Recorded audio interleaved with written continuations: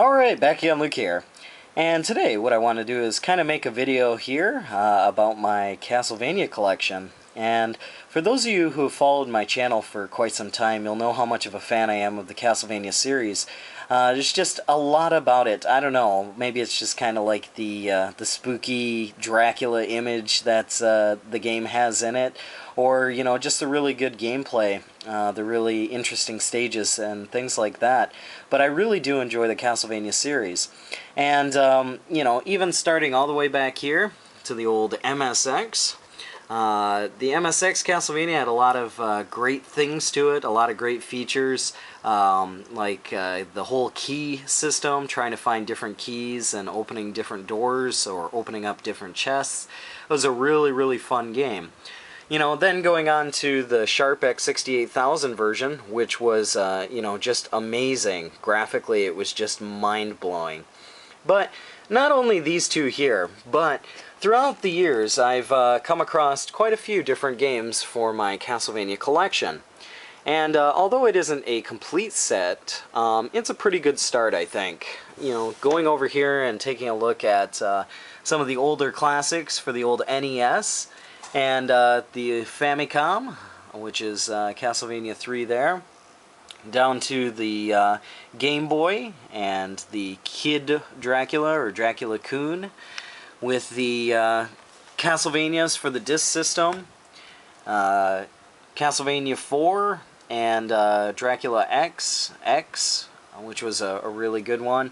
Over here to the Game Boy Advance and the Vampire Killer, which was great, with the PC Engine version of Dracula X, Castlevania Chronicles, and the Symphony of the Night.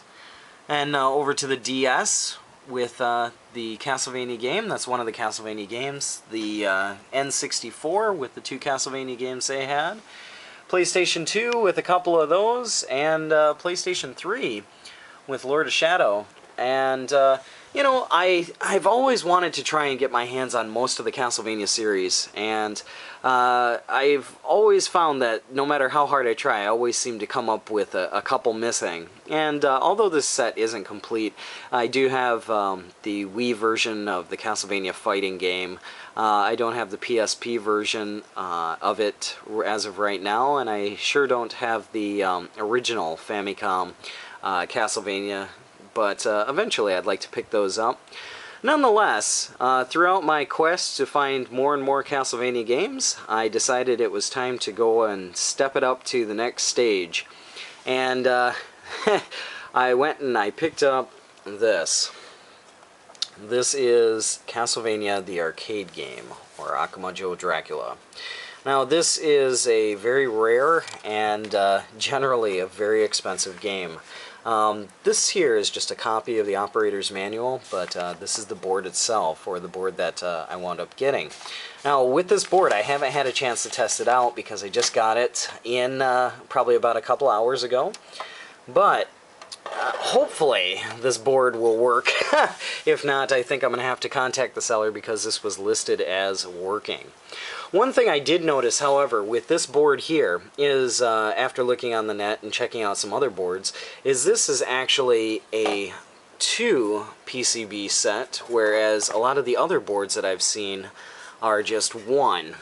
Now, I'm seriously hoping that this is not a bootleg, because if it is, I think the seller is going to have to do some refunding. But this is one of the boards that I've been wanting to pick up for a long time, and I found one, and I decided to bite the bullet and pick it up.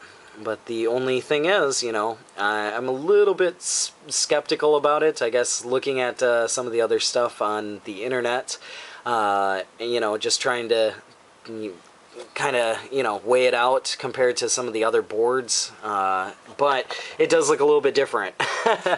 And aside from that, I went over the board and I checked to see if there was any missing capacitors. It seems like there's one missing cap on the back here, but up in this top corner.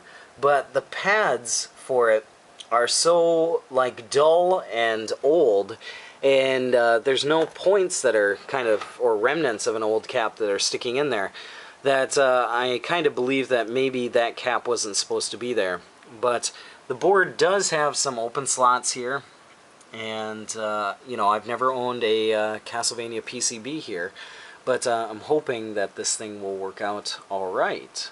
But just wanted to show you guys the latest pickup here, or latest addition to my Castlevania collection.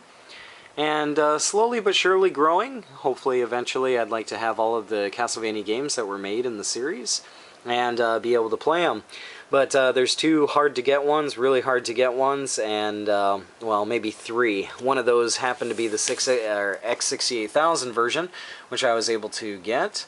This one is one of the other ones that is kind of rare to get, and the other one that is really hard to get, and probably the most impossible to get, is the Castlevania, the arcade game, that is a kind of first-person slashing game, kind of like House of the Dead. But I believe that runs off of the Taito X2 hardware, and it has a huge like light whip and things like that that go with it. But that might be really hard to find. But I picked this one up here to get one step closer to my collection being complete, and thought I'd share that with you guys. Hopefully it's not too boring for you, but yeah, just wanted to show off some of my Castlevania goodness here. But if everything goes well and this thing works out alright, I'll put up a video on it. If not, I'll maybe put up a video on another one, hopefully if I get this one exchanged. But yeah, that's about all for me for right now. Like always, I'll put up another video here soon, so thanks for watching.